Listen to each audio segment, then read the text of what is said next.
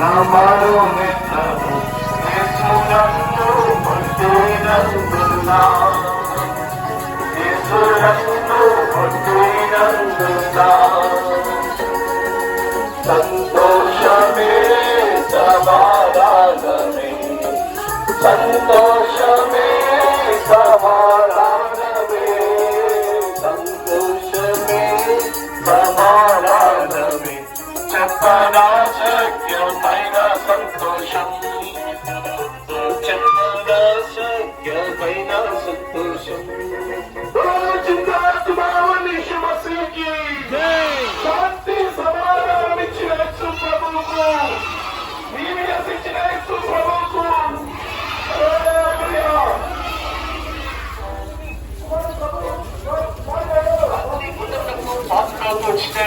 ఈ అగ్ని గుండం నుండి తప్పించుకుంటే ప్రభు ఈ లోకానికి వచ్చినాడు.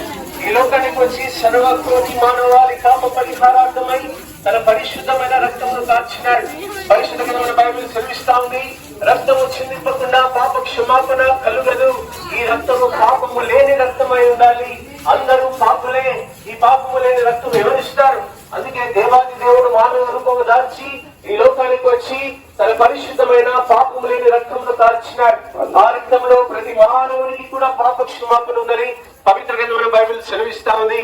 నీ పాపములకు క్షమాపణ పొందుకోవాలని నీవు ఆశించినట్లయితే నీ పాపములను యేసుక్రీస్తు ప్రభు నామములో ఒప్పుకుంటే ఆయన నీ పాపములను క్షమిస్తాడని పవిత్ర గ్రంథమైన బైబిల్ సెలవిస్తా ఉంది.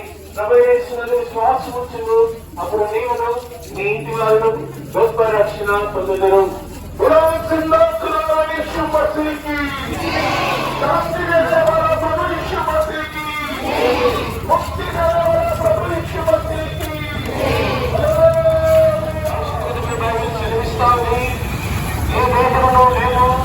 అందరూ పాపము చేసి దేవుడను ప్రేమించు మహిమను పొందలేకపోతున్నారు.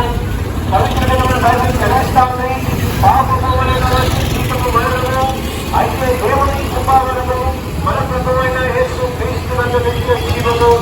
పరిశుద్ధమైన బైబిల్ సెలవిస్తాంది, యేసు రక్తము ప్రతి పాపము నుండి మనలను కడిగి పవిత్రులుగా చేయును.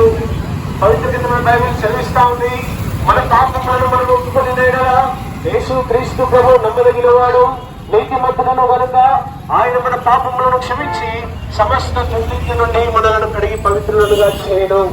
ప్రభు యేసునందు విశ్వాసం ఉంచును, అప్పుడు నీవును నీటి వారిలో గొప్ప రక్షణ పొందుదురు.